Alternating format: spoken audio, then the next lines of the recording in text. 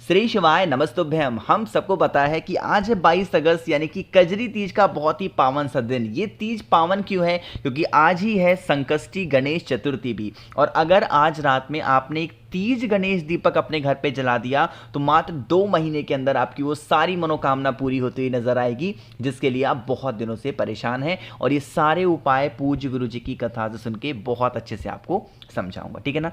Special सा प्यारा सा सुंदर सा उपाय है तो बहुत ही ध्यान से सुनिएगा ताकि आप सभी इस उपाय को कर पाए, ठीक है ना।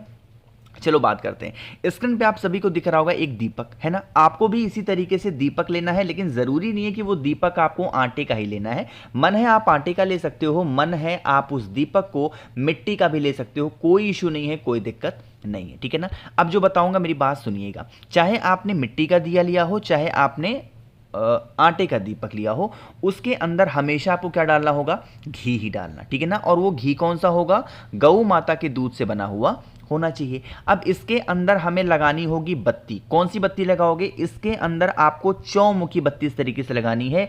जो दीपक हम चतुर्थी तिथि पे लगाते हैं वो दीपक कौन सा होता है? वो आपका चौमुखी दीपक होगा। लेकिन यह उपाय हम कब कर रहे हैं? तीज के दिन। तो इसीलिए इस दीपक का नाम क्या होगा? तीज गणेश दीपक माना जाएगा। उसके बाद आपको लेना होगा इस तरीके से चावल के दाने। कितने चावल के दाने लोगे?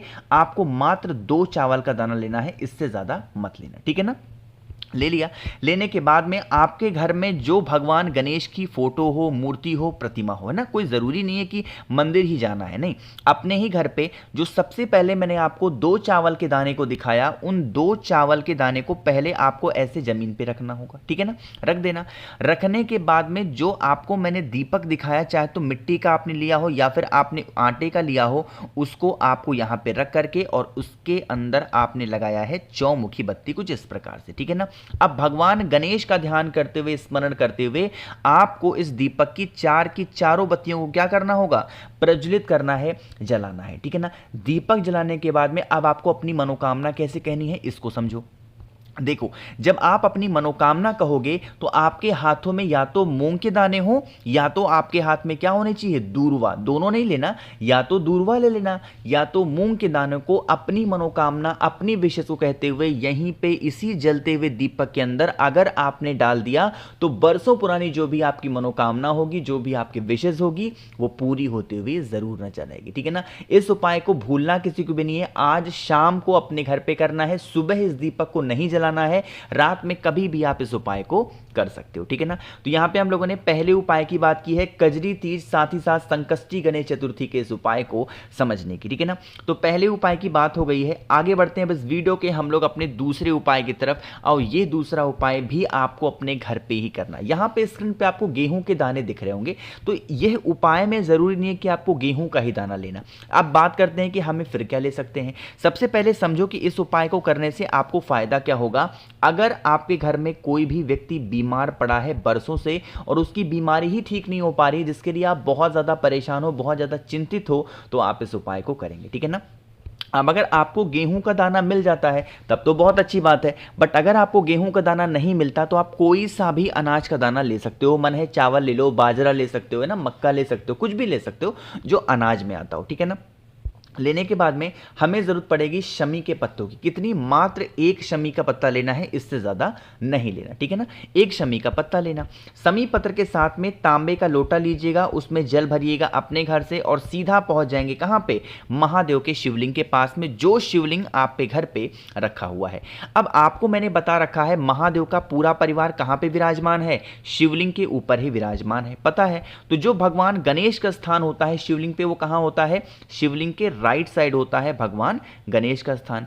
इसी स्थान पर जो आपको मैंने गेहूं के दाने या फिर जो आपने अनाज के दानों को ले रखा है, उसको आपको पहले भगवान गणेश के स्थान पे भगवान विघ्नहर्ता भगवान गणेश से जो व्यक्ति बीमार पड़ा है उस बीमार व्यक्ति का नाम और गोत्र बोल करके समर्पित कर देना। पहला काम ये करेंगे। दूसरा काम क्या करना है? जो आपको मैंने एक तांबे के लोटे में जल दिखाया वो भी आपको समर्पित कर देना है, श्री शिवाय नमस्तुभ्यम का जप बोल करके, ठीक है ना।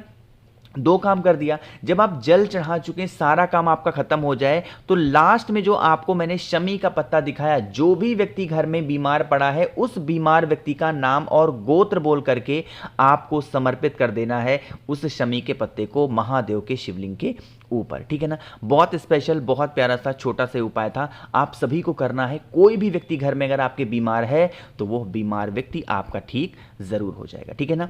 करके जरूर देखिएगा।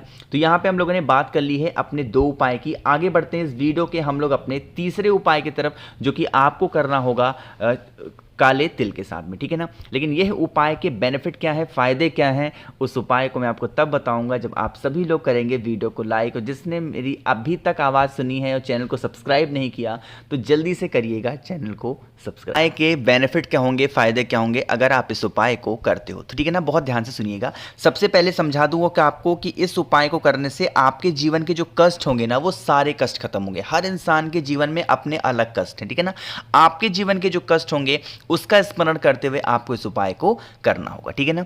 उसके लिए हमें जरूरत पड़ेगी 1 चुटकी काले तिल की, इससे ज्यादा की हमें जरूरत नहीं है, ठीक है ना। 1 चुटकी काला तिल लेना, साथ ही साथ आपको लेना होगा शमी का पत्ता, क्योंकि यह जो दिन है ना, ये चतुर्थी का दिन है और भगवान गणेश को शमी पत्र बहुत प्रिय है। तो आपको क्या लेना है, 1 शमी का पत्ता लेना, 1 चुटकी आपको काला तिल लेना है, साथ ही साथ आपको 3 दूर्वा लेनी है हरी वाली, ठीक है ना। इस टाइम पे बारिश का मौसम है तो आपको बहुत ही आसानी से दूर्वा मिल जाएगी, ठीक है ना।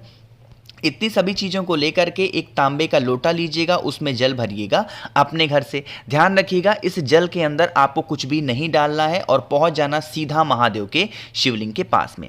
मैंने आपको 3 चीज़ें बताई हैं, महादेव के शिवलिंग के ऊपर आपको 3 स्थान पर उन 3 चीज़ों को समर्पित करना है। वो कौन सी जगह है, पहले बहुत ध्यान से सुनिएगा। देखो, आपको पता है भगवान गणेश का स्थान कौन सा है, शिवलिंग पे राइट साइड होता है, पता है आपको ना। मैंने क्या बताया आपको कि भगवान गणेश को सबसे ज्यादा प्रिय क्या है, एक तो दूर्वा प्रिय है, ऊपर से क्या प्रिय है, शमी का पत्ता।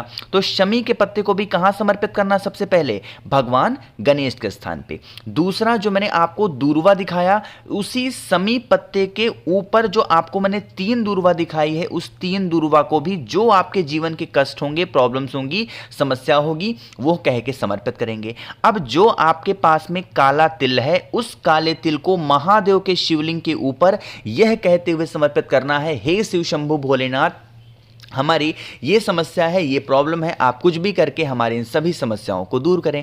ऐसे करके प्रार्थना करना और उसके बाद में आपको 1 लोटा शुद्ध जल तांबे के लोटे से श्री शिव, और फिर 1 लोटा शुद्ध जल तांबे के लोटे से श्री शिवाय नमस्तुभ्यम का जप करके, साथ ही साथ चंपेश्वर महादेव का ध्यान करके अगर आपने समर्पित कर दिया, यकीन मानिए जो भी प्रॉब्लम्स, जो भी समस्या आपके घर में चल रही है या फिर चलने वाली है, वो सारी समस्या आपकी कहाँ गायब हो जाएगी, कहाँ खत्म हो जाएगी, आपको खुद भी पता नहीं चलेगा। एक चीज का और ध्यान रखिएगा, जब जल चढ़ाओगे तो यही जल नीचे बहता हुआ गिरेगा जलाधारी से, आप इस जल को गिरने मत देना, थोड़ा सा जल रोक लेना और इसे लेकर के आप अपने घर पे जाना। जितने भी रूम्स हो, कमरे हो, सभी जगहों पे इन जल का छिड़काव अगर आप कर देते हैं तो आपके घर में कभी कोई भी संकट, कोई भी कष्ट की प्रॉब्लम आपके घर में नहीं हो सकती, ठीक है ना।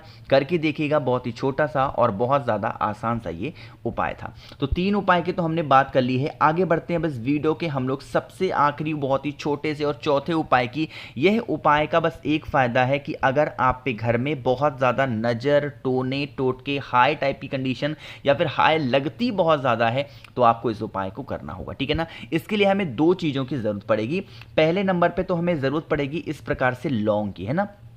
कितने लौंग लोगे, आपको लेनी होगी 5 लौंग गिन करके, ठीक है ना। जो लौंग लेंगे ध्यान रखिएगा, उस लौंग के जो ये फूल हो ना, वो टूटे हुए ना हो, लौंग फूल के साथ ही आपको लौंग लेनी। साथ ही साथ चतुर्थी का पर्व है तो आपको क्या लेना है, 1 चुटकी हरा मूंग भी आपको लेना ही लेना है, ठीक है ना। 1 चुटकी हरा मूंग लेना और फिर उसको लेकर के आपके घर में जो भगवान गणेश की फोटो हो, मूर्ति हो, प्रतिमा हो, उन्हीं के पास जाना। जो हरा मूंग है, आपके घर की जो प्रॉब्लम है, पहले तो उस हरे मूंग को भगवान गणेश को समर्पित करना।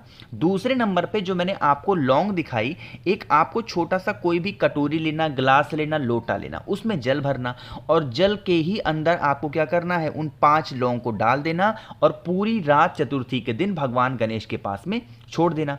अगले दिन पड़ जाएगी कौन सा दिन, शुक्रवार का। शुक्रवार के दिन सुबह 10 बजे से पहले स्नान करके इस कलश को उठाना, इसके अंदर का जो लौंग होगा उसे निकाल करके किसी पेड़ के नीचे डाल देना। बाकी का जो पूरा जल होगा जिसे नज़र लगती है बहुत ज़्यादा, उस बीमार इंसान को या फिर उस परेशान इंसान को थोड़ा थोड़ा करके 1 महीने में, 10 दिन में, 20 दिन में उस जल को अगर आप पिला देते हैं, यकीन मानिए उसको कभी नज़र टोने टोटके हाय नहीं लगेंगे। और अगर वो व्यक्ति बीमार बहुत ज़्यादा रहता है तो उसकी बीमारियां भी खत्म ज़रूर हो जाएंगी। तो मैंने कोशिश की आप सभी को कजरी तीज साथ ही साथ गणेश चतुर्थी के स्पेशल से प्यारे से उपाय को समझाया है। वीडियो पसंद आई हो तो लाइक करिएगा, कुछ पूछना है नहीं समझ में आया नीचे कमेंट सेक्शन में पूछें, और मेरे जितने भी भाई बहन आवाज़ मेरी पहली बार सुन रहे हैं चैनल को ज़रूर सब्सक्राइब करिएगा। श्री शिवाय नमस्तुभ्यम।